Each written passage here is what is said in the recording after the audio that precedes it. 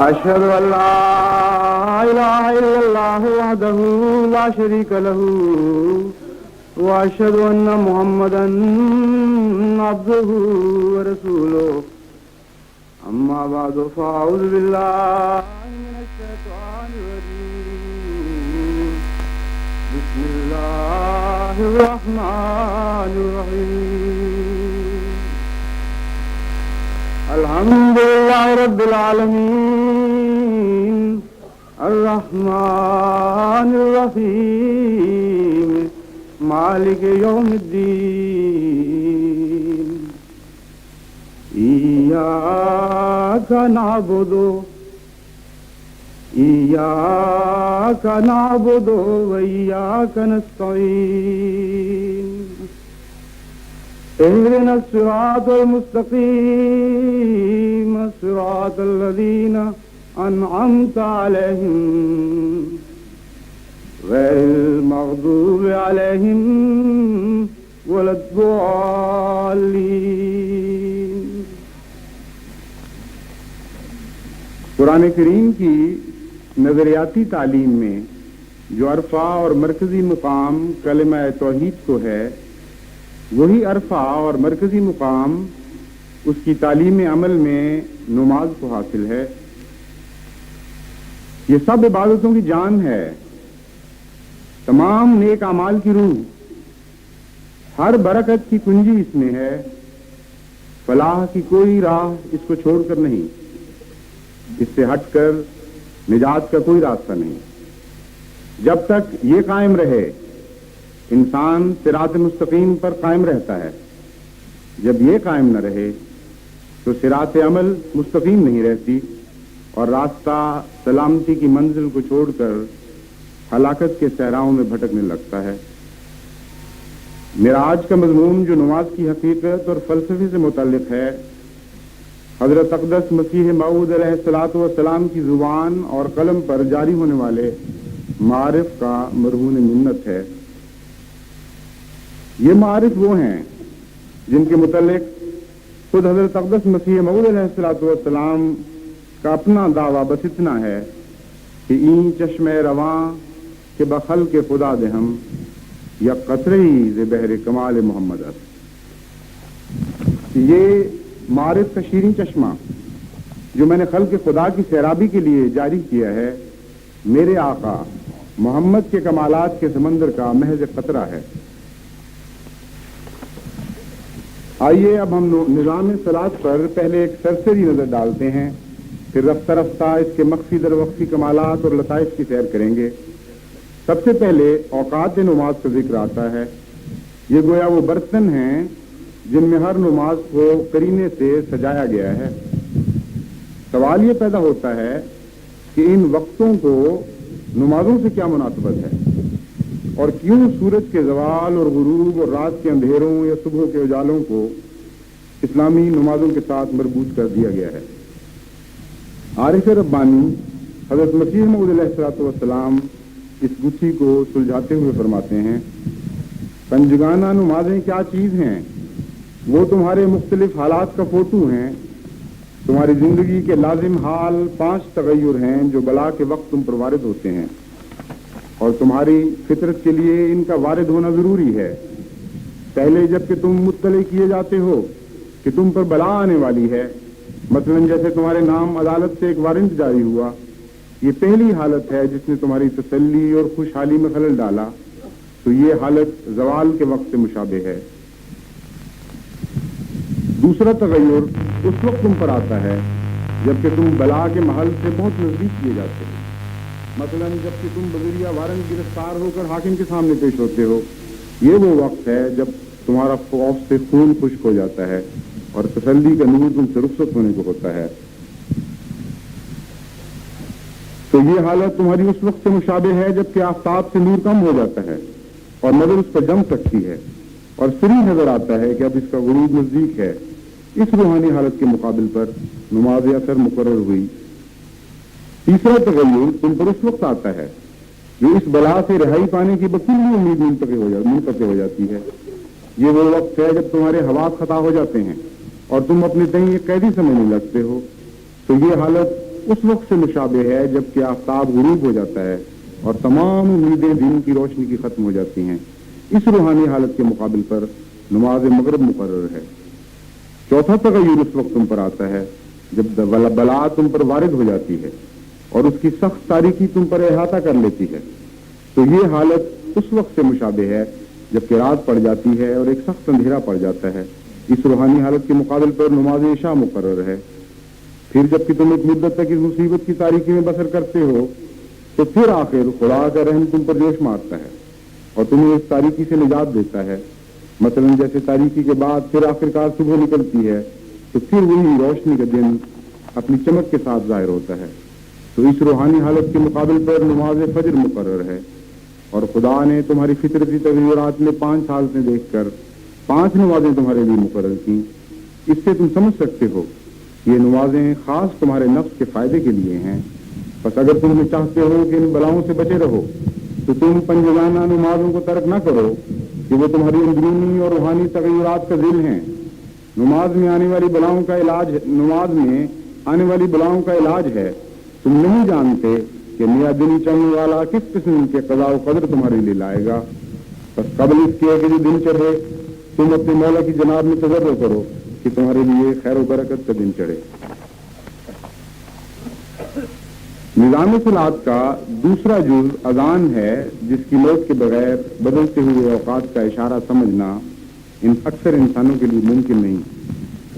دیکھیے ہم ہر روز سورج کو ڈھلتا ہوا اور پھر غروب ہوتا ہوا بھی دیکھتے ہیں. یہاں تک کہ یہ ہمیں رات بھر کے لیے اندھیروں کے سپرد کرتا ہوا رخصت ہو جاتا ہے. لیکن کیا واقعتاً ہم ان بدلتے ہوئے اوقات کے پیغام کو سمجھ کر از خود اپنے خدا کو یاد کرنے لگتے ہیں؟ افسوس کہ ایسا نہیں ہوتا. سب افسوس کہ غافل انسان کا غافل ذہن جہل اور غفلت کے لحافوں میں پڑا سوتا رہتا ہے. ہم صبح شام اپنے کاموں میں مصروف رہتے ہیں لیکن نہ تو صبح ہم میں سے اکثر کے لیے کوئی پیغام لاتی ہے نہ شام. بس اس انسانی کمزوری کے پیش نظر نظام صلاۃ کا دوسرا جز اذان کو مقرر کیا گیا ہے جو غفلت کے پردوں کو چیرتی ہوئی ہمارے خوابیدہ احساس کو جگاتی اور مرتعش کر دیتی ہے. نماز کی لذت سے آشنا تو دنیا میں کم ملیں گے کیونکہ یہ ایک مشکل اور بلند تر مرحلہ ہے. لیکن شاید ہی کوئی مسلمان ایسا ہو جو اذان کی لذت سے آشنا نہ ہو. غروب آفتاب جب دن کے کھوئے جانے کا ایک مبہم سا احساس اور غمگینی کی دلوں میں پیدا کرتا ہے تو اچانک مسجدوں سے بلند ہوتی ہے اللہ اکبر کی آواز دلوں میں ایک لذت اور سرور پیدا کر دیتی ہے. اور خاص نماز پڑھنے والا ہو یا نہ پڑھنے والا ہو ہر سننے والے کا ذہن اس طرف منتقل ہونے لگتا ہے کہ ہمارا ایک زندہ خدا ہے جس کی عبادت کی طرف ہمیں مسجدوں میں بلایا جا رہا ہے. یہ تو غروب آفتاب کی کیفیت تھی. اب ذرا پاپ پھونکنے کا تصور کیجیے. یہ وقت انسان کے لیے ایک بالکل مختلف اور غروب آفتاب کی کیفیت کے برعکس پیغام لے کر آتا ہے. نئے دن کی آمد نئی امنگوں اور نئی کوششوں کا مجدہ سناتی ہے. لیکن اس وقت بھی غافل انسان کا غافل دل اب خود ہی اپنے رب کی طرف منتقل نہیں ہو جاتا. آنکھ کھلتی بھی ہے تو دل کہتا ہے عمل کا وقت ابھی شروع نہیں ہوا. اس وقت ایک پردرد اور پرشوقت آواز فضا کے پردوں کو تھرتھراتی دل کی گہرائیوں تک اتر جاتی ہے. اللہ اکبر اللہ اکبر اللہ اکبر اللہ اکبر اشہد ان لا الہ الا اللہ اشہد ان لا الہ الا اللہ اشہد ان محمد رسول اللہ. سب خوش نصیب اس آواز کو سن کر نیند کو خیرآباد کہتے ہوئے اپنے پہلوؤں کو بستر سے الگ کر دیتے ہیں اور کچھ دوسرے اپنی بے عملی پر ایک افسوس کرتے ہوئے پھر نیند کی آغوش میں جا سوتے ہیں. لیکن نمازی ہو یا غیر نمازی دونوں صورتوں میں اذان اپنا کام کر ہی جاتی ہے اور بدلتے ہوئے وقت کے بدلے ہوئے احساس کے ساتھ خدا تعالیٰ کی یاد کچھ طرح ملا دیتی ہے جیسے دودھ میں رس گھول دیا گیا ہو. یہ اذان کا محض ایک ظاہری اثر ہے جو بسا اوقات کافر کو بھی اسی طرح متاثر کر جاتا ہے جیسے مومن کو.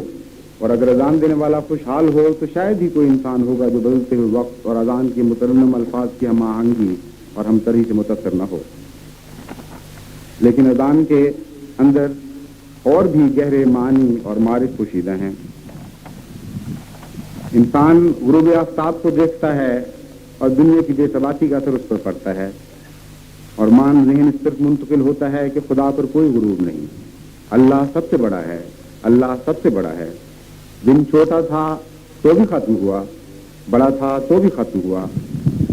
ہر چیز محدود اور فانی ہے مگر اللہ ہمارا رب غیر محدود اور لا فانی ہے. اللہ سب سے بڑا ہے، اللہ سب سے بڑا ہے. بس غم اور خوشی، خوف اور اطمینان، امید و بین، فراق و وصال، تنگی اور خوشحالی، مصروفیت اور فراغت، غرضی کے کسی حال میں بھی انسان ہو، سورج اس پر طلوع ہونے کو ہو یا غروب ہونے کو ہو، روشنی جا چکی ہو یا آ رہی ہو، اندھیروں کا خوف غالب آ جائے یا شفق صبح خود اعتمادی بحال کر رہی ہو، ہر حال میں اللہ اکبر کی آواز اس کے لیے ایک نیا پیغام لے کر آتی ہے. عارف ربانی حضرت اقدس مسیح موعود علیہ الصلوۃ والسلام یہ لطیف نقطہ بیان فرماتے ہیں کہ اذان کی ابتدا بھی اللہ سے ہوتی ہے اور اس کا اختتام بھی اللہ پر ہے. اس میں اس امر کی طرف اشارہ ہے کہ ہر تغیر کی ابتدا بھی اللہ ہی ہے اور انتہا بھی اللہ ہی پر ہوگی اور وہ ہر چیز پر محیط ہے. صلاۃ کا تیسرا جز وضو ہے. اذان نے جو توجہ خدا کی طرف مبذول کروائی تھی بالآخر وہ نمازی بندوں کے ذہن پر غالب آ گئی اور جی دنیا کے کاموں سے چھوٹنے لگا اور خدا تعالیٰ کے لیے دنیا کے دھندوں سے الگ ہو جانے کا سلسلہ شروع ہو گیا. اس کے دربار میں جانا ہے جو سب سے بڑا ہے. اسی نسبت سے جسمانی پاکیزگی، یکسوئی اور روحانی پاکیزگی کی ضرورت ہے. نجاست اور غلاظت تو مومن کے بدن سے پہلے ہی الگ تھی. اب وضو اس کے ذہن میں روحانی پاکیزگی کا تصور پیدا کرتا ہے اور انسان اپنی روح کو استغفار کے پانی سے دھوتا ہوا اور ذکر الہی کرتا ہوا آخر مسجد میں خدا کے دربار میں حاضر ہو جاتا ہے. آئیے اب ہم مسجد کی طرف چلتے ہیں جہاں نمازی بالآخر ظاہری و باطنی تیاریاں مکمل کر کے اپنے رب کی عبادت کے لیے اکٹھے ہو رہے ہیں. زیر لب دعا کرتے ہوئے مسجد کے ہر دروازے سے کچھ نمازی داخل ہو رہے ہیں جو اپنے سے پہلے پہنچے ہوں کو سلام پہنچا کر بادب قطار در قطار بیٹھنے لگتے ہیں. امیر اور غریب، سردار اور غلام کا کوئی فرق نہیں. جو پہلے ہے تو پہلے ہے اور جو بعد میں ہے تو بعد میں. ایک باقاعدہ دستور اور نظم و ضبط کی راج رہانی ہے. یہ خاموش ذکر الہی میں مصروف نمازی اچانک ایک بار پھر اللہ اکبر کی آواز سن کر اٹھ کھڑے ہوتے ہیں. اذان نے جس خدا کی تکبیر بلند کر کے ان کو مسجد کی طرف بلایا تھا اب اقامت الصلاۃ کی تکبیر انہیں اس کے دربار میں بالآخر صفا راہ ہونے کا اذن دیتی ہے اور امام کی آواز ایک دفعہ پھر اللہ اکبر کا اعلان کر کے نماز کا آغاز کرتی ہے. اب نمازی جس منزل میں قدم رکھتا ہے یہ کامل تبتل کی منزل ہے، یعنی دنیا سے بکلی کٹ کر اب وہ اپنی تمام تر توجہات کو اپنے رب کی طرف پھیر دیتا ہے. اللہ اکبر کے پہلے پیغام نے اس کی توجہ دنیا کی ظاہری بڑائیوں سے ہٹا کر جس خدا اکبر کی طرف مبذول کروائی تھی اب امام کی تکبیر نے اسے اس کی چوکٹ تک پہنچا دیا. یہ وہ مقام ہے جہاں ہر دوسرا تصور اور ہر دوسرا خیال اور ہر دوسرا وجود اس کے دل و دماغ سے محو ہو کر محض اور محض اللہ تعالیٰ کی کبریائی کا کامل تصور اس کے وجود کے ذرے ذرے پر مسلط ہو جاتا ہے. یہی وہ نماز ہے جو قرآن کریم اللہ تعالیٰ کے مومن بندوں پر فرض کرتا ہے. یہی وہ نماز ہے جو قرآن کریم اللہ تعالیٰ کے مومن بندوں پر فرض کرتا ہے اور جو نیکیوں کا معراج ہے. یہی وہ نماز ہے جو پیدائش عالم اور پیدائش جن و انس کا مقصود ہے. یہ نماز اگر درست اور کامل اور قائم ہو جائے تو اللہ تعالیٰ کا مادی بندہ اس کا روحانی بندہ بن جاتا ہے اور ظاہری عبد حقیقی عبودیت کے جامہ پہن لیتا ہے. لیکن سوال یہ ہے کہ ہم میں سے کتنے ہیں جو نماز کی حقیقت کو سمجھتے ہیں اور جیسا کہ حق ہے اسے قائم کرنے کی کوشش کرتے ہیں.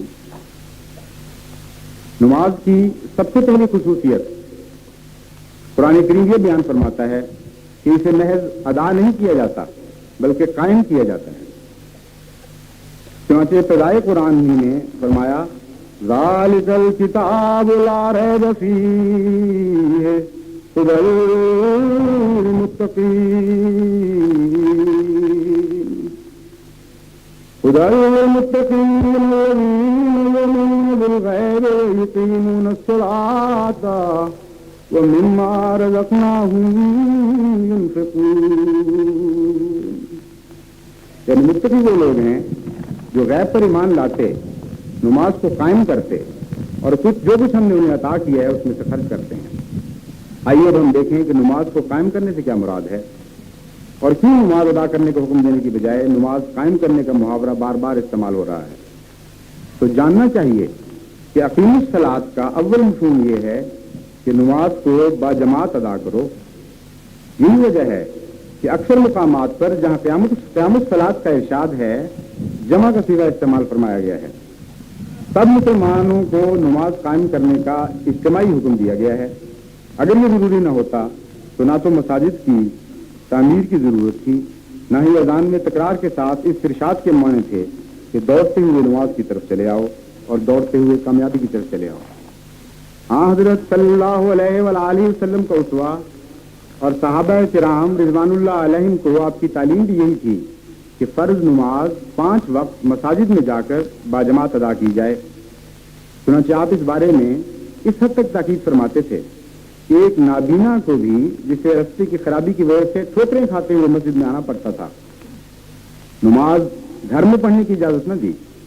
اور یہ معلوم ہونے پر کہ اذان کی آواز اس کے کانوں تک پہنچتی ہے، ٹھوکریں کھاتے ہوئے بھی مسجد میں جا کر باجماعت نماز میں شامل ہونے کی تلقین فرمائی. بس اول مفہوم قیام صلاۃ کا اجتماعی معنی رکھتا ہے اور امت مسلمہ کو خبردار کرتا ہے کہ جب تک باجماعت عبادت نہیں کرو گے فرض عبادت ادا نہ ہوگا. اس پہلو سے جب ہم حقیقت نماز پر مزید غور کریں تو ہمیں معلوم ہوگا کہ باجماعت نماز کے نظام میں امت مسلمہ کے لیے عظیم الشان مسالے اور حکمت پوشیدہ ہیں.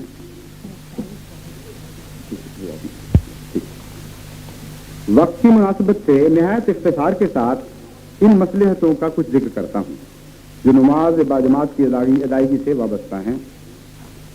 باجماعت نماز کثرت میں وحدت کا منظر پیش کرتی ہے اور امت محمدیہ کو کثیر ہو جانے کے باوجود ایک ہو جانے کا سبق دیتی ہے. باجماعت نماز ایک امام کی ہر وقت ضرورت کی یاد دلاتی ہے اور بتاتی ہے کہ امت مسلمہ پر عائد کردہ فرائض کی ادائیگی امام کے بغیر ممکن نہیں. باجماعت نماز یہ سبق دیتی ہے کہ امام کی اطاعت ہر حال میں فرض ہے اور امت پر واجب ہے کہ اپنی ہر حرکت اور سکون کو امام کی جنبش لب کے تابع کر لے. امام کی اطاعت اس حد تک فرض کی گئی ہے کہ اگر کسی مقتدی کے نزدیک امام سے غلطی بھی ہو گئی ہو تو محض ادب سے توجہ دلانا فرض ہے. اگر اس کے باوجود امام اپنے فیصلے کو درست سمجھے تو اس کی اطاعت سے گریز کی اجازت نہیں. کسی حرکت میں امام سے آگے نکلنے اور پہل کرنے کی اجازت نہیں. ساری جماعت کا رخ قبلے کی طرف رہتا ہے جس میں یکجہتی اور یکسوئی کا سبق ہے. صف بندی اور ایک ہی آواز پر اٹھنا اور بیٹھنا قومی نظم و ضبط کے لیے بہترین نمونہ پیش کرتے ہیں. کندھے سے کندھا ملا کر کھڑے ہونے میں اس بات کی تعلیم ہے کہ مومنوں کے دل باہم ملے رہیں اور افتراق نہ ہو. جہاں تک شرف انسانی کا تعلق ہے باجماعت نماز یہ سبق دیتی ہے کہ خدا تعالیٰ کی نظر میں سب انسان بحیثیت انسان برابر ہیں اور حسب و نسب جاہ و ثروت اور خاندان یا قوم کے لحاظ سے کسی کو دوسرے پر فضیلت نہیں.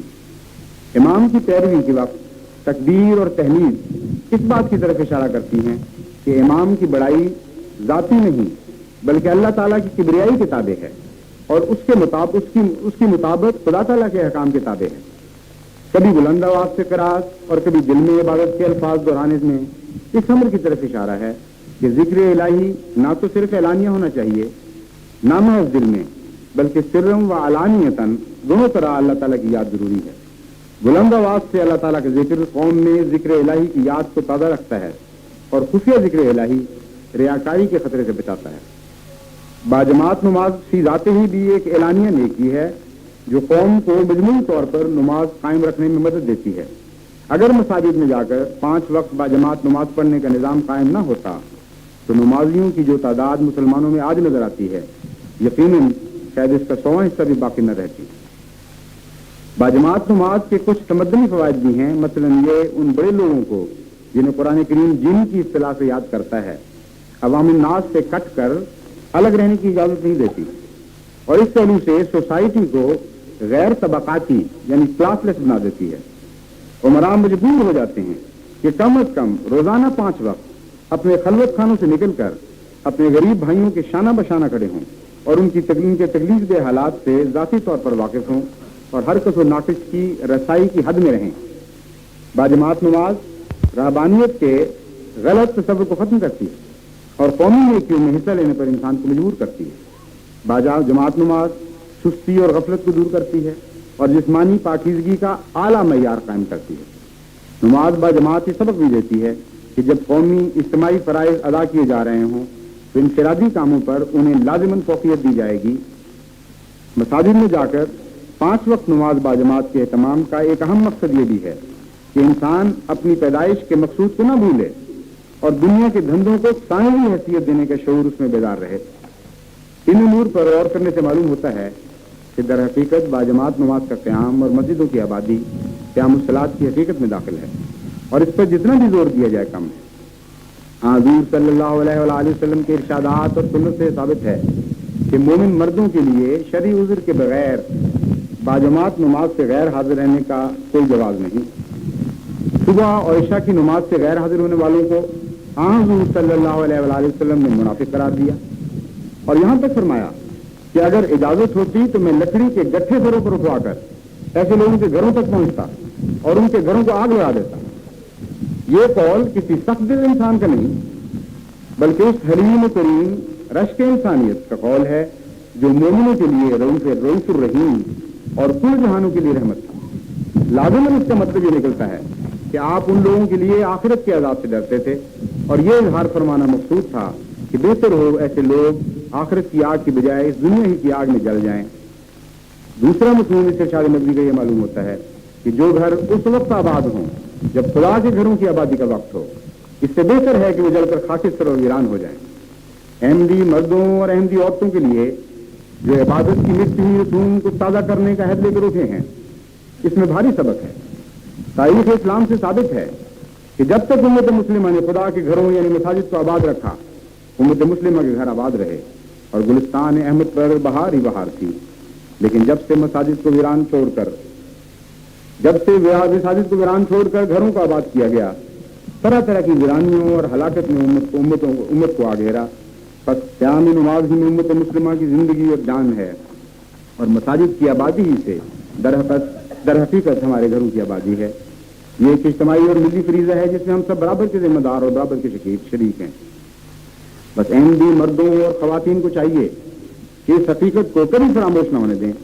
وہ مرد جو خود نمازی ہیں وہ اپنے گد و پیش اپنے بھائیوں اور بچوں اور دوستوں کو تلقین کرتے رہیں اور چین سے نہ بیٹھیں جب تک مساجد کی رونق قائم نہ ہو جائے۔ وہ عورتیں جن پر مساجد میں پہنچنا فرض نہیں، وہ اپنے خاندوں اور بچوں اور بھائیوں کو اوقات نماز میں گھروں میں نہ بیٹھنے دیں، اور خود چین سے نہ بیٹھیں جب تک کہ نمازوں کے اوقات میں ان کے اپنے گھر خالی اور خدا کے گھر آباد نہ ہوں۔ اس زمانے کا یہ ایک بڑا جہاد ہے۔ احمدی خواتین اس وقت کو بھی یاد کریں جب تلوار کے جہاد میں ایک موقع پر مسلمان مردوں کے پاؤں پڑ گئے تھے اور وہ اپنے خیموں کی طرف دوڑے چلے آ رہے تھے۔ جانتی ہو اے احمدی ماؤں اور بہنوں کہ ان مسلمان جیالیوں نے اس وقت کیا کیا جو خیمے میں زخمیوں کی مرہم پٹی کے لیے کمر بستہ کھڑی تھی؟ انہوں نے انہیں خوش آمدید نہیں کہا، انہوں نے ان کو سینے سے نہیں لگایا، ان کے قدم نہیں تھامے، ان کو آرام دہوں کی طرف نہیں بلایا، بلکہ دوسری شیرنیوں کی طرح ان پر حملہ آور ہوئی، اور اگر کوئی دوسرا ہتھیار ہاتھ میں نہیں آیا تو خیموں کے ڈنڈے اٹھا لیے اور ان پر دھپٹ پڑی اور کہا کہ جاؤ اے خدا اور رسول کے دشمنوں کو پیٹ دکھانے والوں، جاؤ، ہم تمہاری صورت تک سے بیدار ہیں۔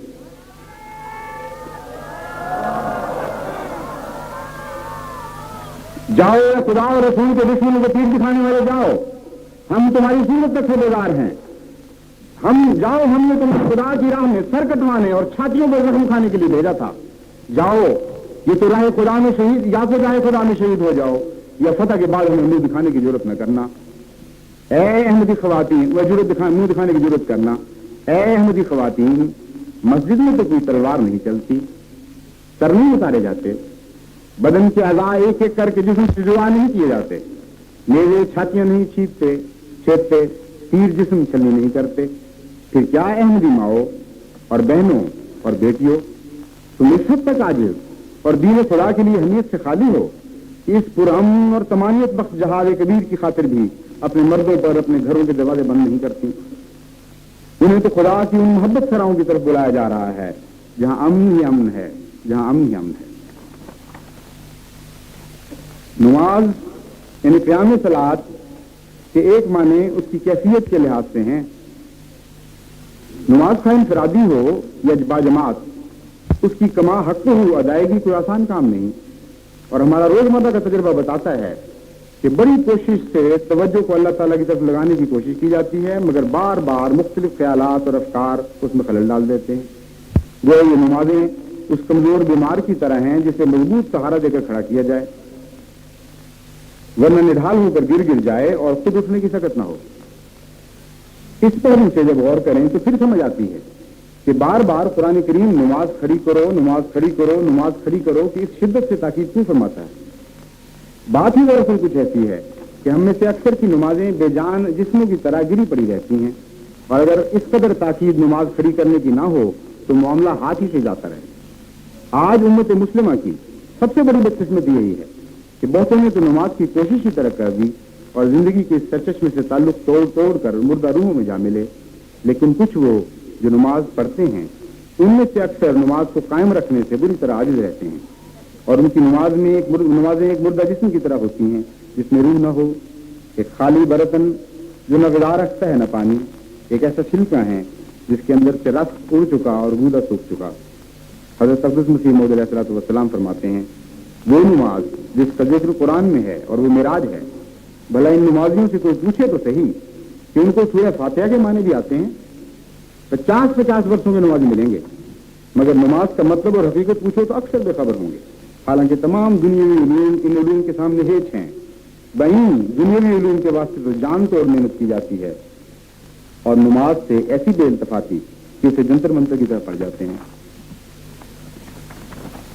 بس نماز اس وقت فائدہ دیتی ہے جب وہ قائم اور زندہ ہو، ورنہ اس کی حالت اس گلے سڑے پھل سے مشابہ ہوگی جو فرحت اور تازگی اور صحت بخشنے کی بجائے بسا اوقات انسان کو ہلاکت کی طرف لے جاتا ہے۔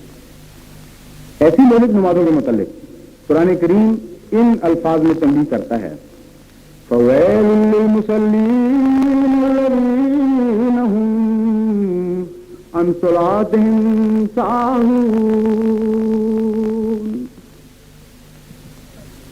وَيْلٌ لِّلْمُصَلِّينَ الَّذِينَ هُمْ عَنْ صَلَاتِهِمْ سَاهُونَ الَّذِينَ هُمْ يُرَاءُونَ وَيَمْنَعُونَ الْمَاعُونَ، یعنی لعنت ہو ایسے نمازیوں پر، لعنت ہو ایسے نمازیوں پر جو اپنی نمازوں سے غافل ہیں۔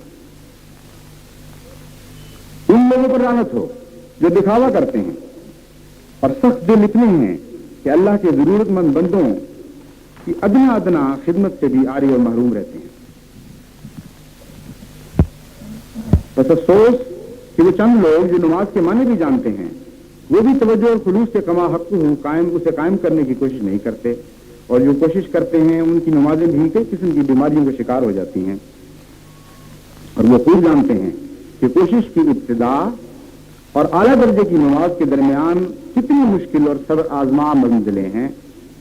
دنیا کے تفکرات، کاموں کے جھمیلے، سود و زنا کے جھگڑے خلوص و نیت سے کوشش اور مجاہدہ کرنے والوں کو بھی آ گھیرتے ہیں۔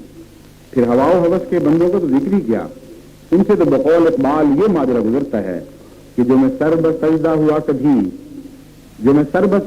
کبھی تو زمین سے آنے لگی صدا، تیرا دل تو ہے صنم آشنا، تجھے کیا ملے گا نماز میں۔ تو سقیم الصلاۃ کا ایک مفہوم تو یہ ہے کہ نماز کو درست حالت میں نہایت توجہ سے سنوار کر پڑھو، اور ایک دوسرا مفہوم یہ ہے کہ اپنی نماز کو اس طرح کھڑا کرو جس طرح پھلدار درخت کو نصب کیا جاتا ہے۔ سب لوگ جانتے ہیں کہ ایک ہی دن میں وہ پھل نہیں دینے لگ جاتا، اور بڑی محنت کی اور سال کی توجہ کی ضرورت پڑتی ہے۔ حضور علیہ السلام اس کا ذکر کرتے ہوئے فرماتے ہیں نماز روزہ کے برکات اور ثمرات اسی دنیا میں ملتے ہیں، لیکن ان کو اس مقام تک پہنچانا چاہیے جہاں وہ برکات دیتے ہیں۔ حضور علیہ السلام نے جماعت کو بارہا اس طرف توجہ دلائی ہے کہ اس مشکل کا حل بھی سورہ فاتحہ میں نماز میں موجود ہے۔ اور ایاک نعبد و ایاک نستعین اہدنا الصراط المستقیم صراط الذین انعمت علیہم کی دعا اسی غرض سے سکھائی گئی ہے۔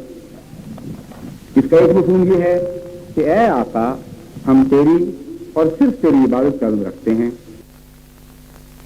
اور اپنی بساط کے مطابق اس کا حق ادا کرنے کی کوشش کر رہے ہیں، لیکن جانتے ہیں کہ تیری مدد اور تیرے سہارے کے بغیر یہ ممکن نہیں، بس تجھ سے، ہاں تجھ ہی سے مدد چاہتے ہیں۔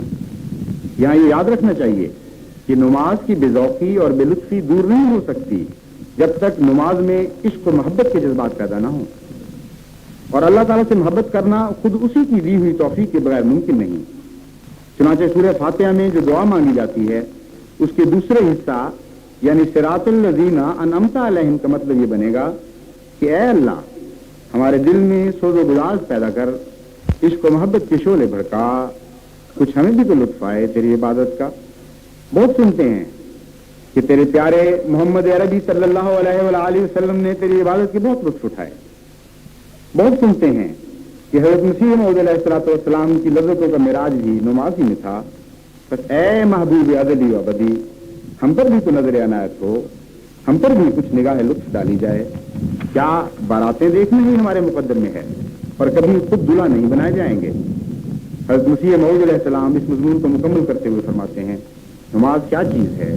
نماز اصل میں رب العزت سے دعا ہے جس کے بغیر انسان زندہ نہیں رہ سکتا اور نہ عافیت اور خوشی کا سامان مل سکتا ہے۔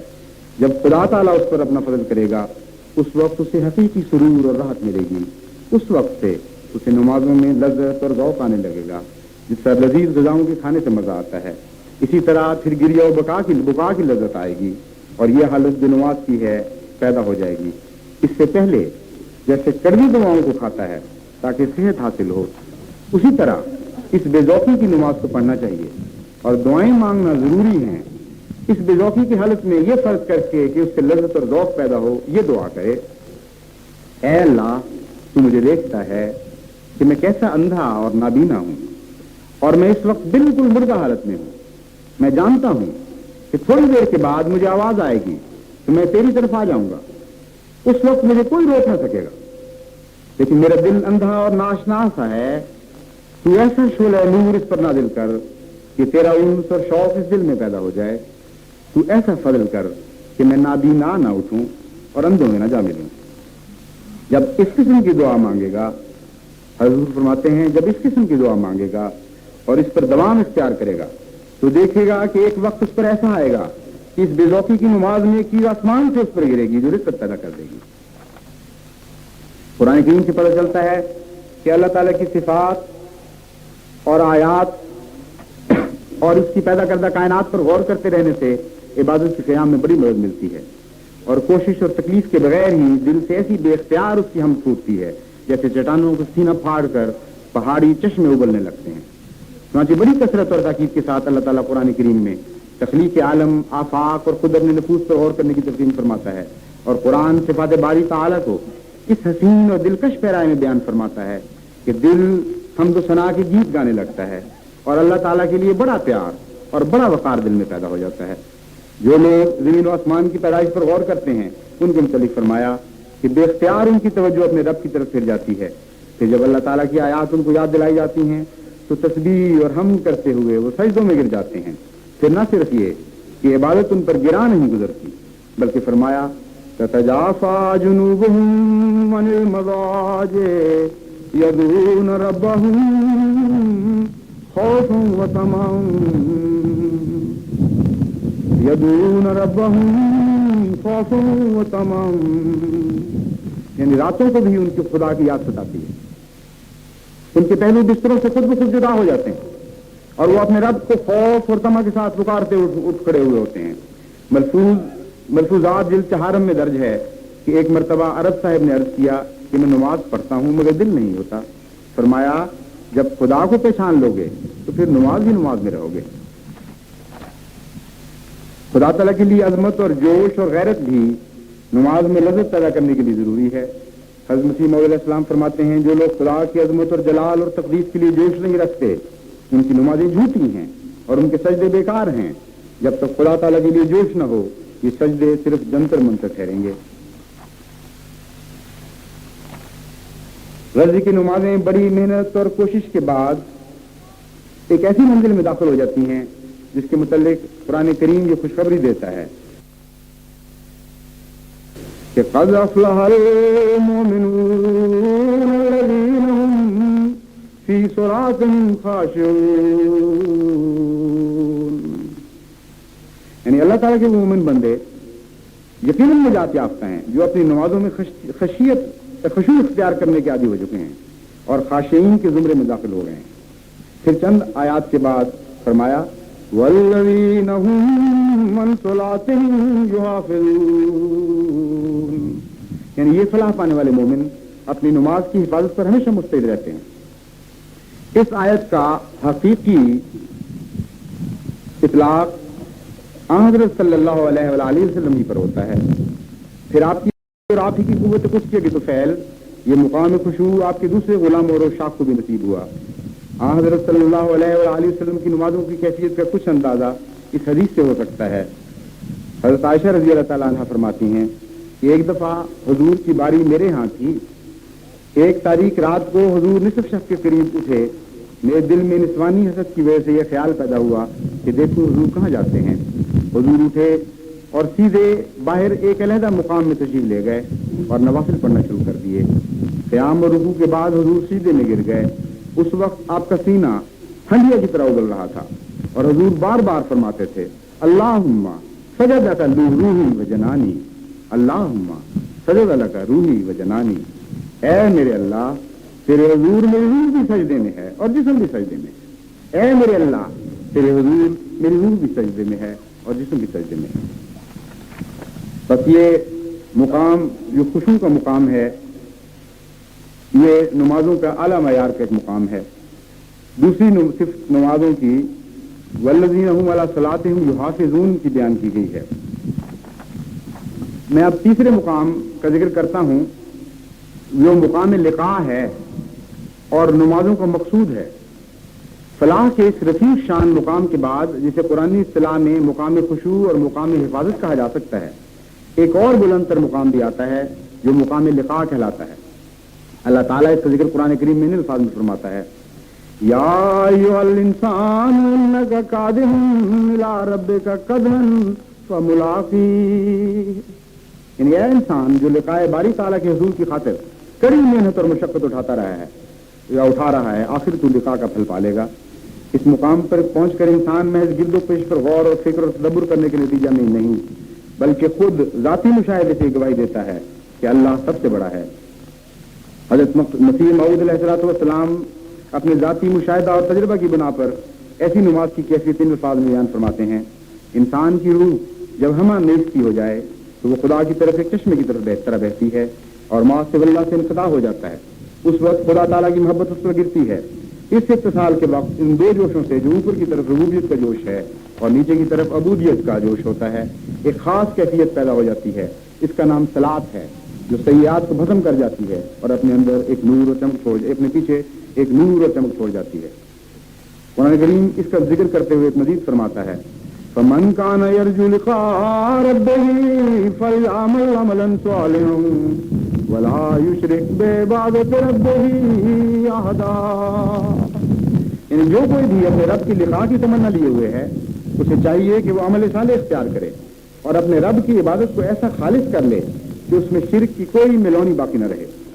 یعنی لا الہ الا اللہ کا جو اقرار انسان نے اپنی زبان سے کیا تھا جب کامل طور پر یہ اقرار اس کے افعال میں نمودار ہو جائے اور اس کی عبادت زبان حال سے لا الہ الا اللہ کا ورد کرنے لگے تو اللہ تعالیٰ اسے خلط لقاء سے نوازتا ہے.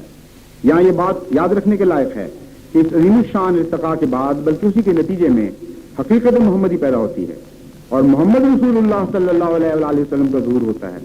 چنانچہ کلمہ طیبہ میں لا الہ الا اللہ کے بعد محمد رسول اللہ کا اقرار اسی حکمت اور فلسفے کی طرف اشارہ کر رہا ہے کہ کہ کامل توحید جب کمال تام کے ساتھ انسانی اعمال کے سانچے میں ڈھلتی ہے تو ان دو نوروں کے اتصال سے خلق آخر رونما ہو جاتی ہے، اور اسی کا نام محمد رسول اللہ ہے، یعنی ایک وجود جس نے لا الہ الا اللہ کے مفہوم کو کمال تام کے ساتھ اعمال کے سانچے میں ڈھالا، وہ مجسم توحید بن گیا، وہ ایک اور صرف ایک محمد رسول اللہ ہی ہے۔ یہ وہ مقام ہے جس کے بعد آپ کو اعلان عام کا عزم ملتا ہے، قل ان صلاتی و نسکی و محیای و مماتی للہ رب العالمین۔ تو بنی نوع انسان سے کہہ دے کہ میرا الگ وجود مٹ گیا، میں تو سب تاپا اپنے رب ہی کا ہو چکا ہوں، میری عبادتیں اور میری قربانیاں، میری زندگی اور میری موت تمام جہانوں کے رب اللہ کے لیے ہو چکی ہیں۔ توحید کامل نے وصل تام پیدا کیا، اور وصل تام نے دل کے ہر پردے کو چاک کر دیا، یہاں تک کہ حقیقت محمدی اس شان کے ساتھ ظاہر ہوئی کہ رب العرش نے آپ کو مخاطب کرتے ہوئے فرمایا، ان الذین یبایعونک انما یبایعون اللہ ید اللہ فوق ایدیہم۔ اے محمد، بیعت رضوان میں شامل ہونے والوں نے تیری نہیں اللہ کی بیعت کی ہے، تیرا وہ ہاتھ جو ان کے ہاتھوں پر ہے اللہ کا ہاتھ ہے۔ پھر فرمایا وما رمیت اذ رمیت ولکن اللہ رما، کہ اے محمد میدان بدر میں جب تو نے کنکریوں کی مٹھی کفار کی طرف پھینکی تو وہ تو نے نہیں بلکہ اللہ نے پھینکی تھی۔ یہ آیات فی الحقیقت توحید کا معراج بیان کر رہی ہیں، اور اسی ایک ازلی اور ابدی حقیقت کی طرف اشارہ کر رہی ہیں کہ محمد رسول اللہ صلی اللہ علیہ وآلہ وسلم اس درجہ توحید میں کامل ہوئے تو غیر خود اپنے وجود کو بھی راہ خدا میں فنا اور قلعدم کر دیا۔ پھر بعد اس فنا کامل کے جو کچھ ضبط کامل سے ظہور میں آیا وہ خدا کی مرضی اور خدا کا فعل اور خدا کا جلال و جمال تھا۔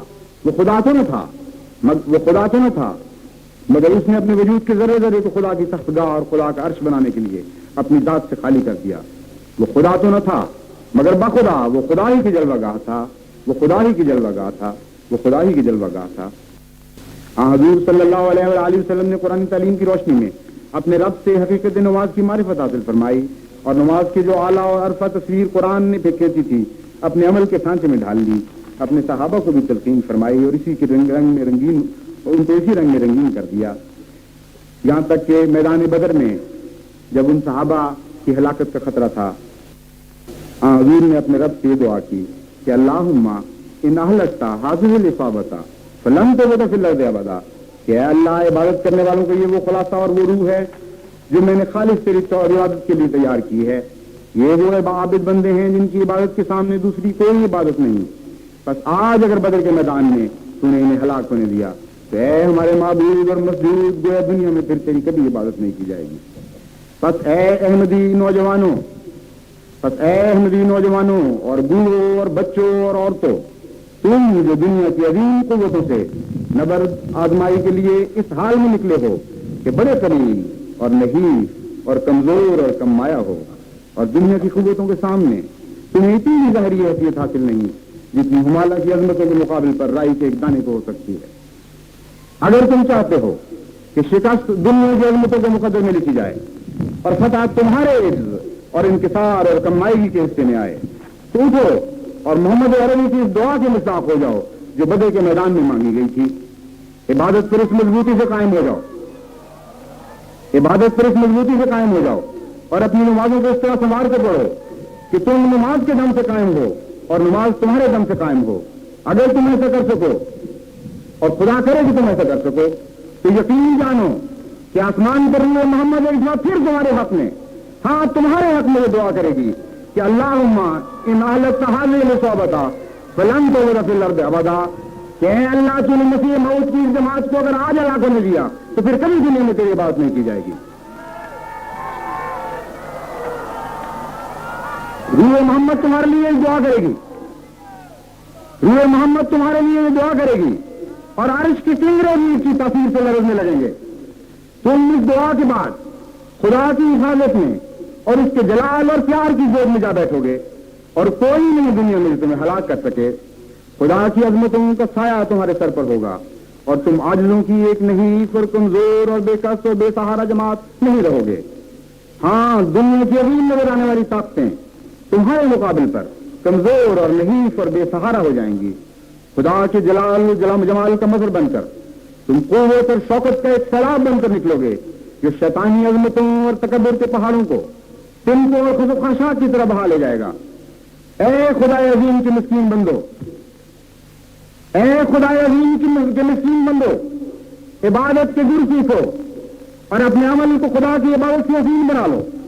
اگر تم ایسا کرو تو تم مزین ہوگے اور دنیا تمہارے سامنے ایسی ہوگی جیسے کوئی ہمالہ کے مقابل پر رائی کا ایک حقیر اور کرم شدہ دانا. پس اٹھو اور نماز کو قائم کرو اور مرو نہیں جب تک تم اپنے رب سے راضی نہ ہو جاؤ اور تمہارا رب تم سے راضی نہ ہو جائے.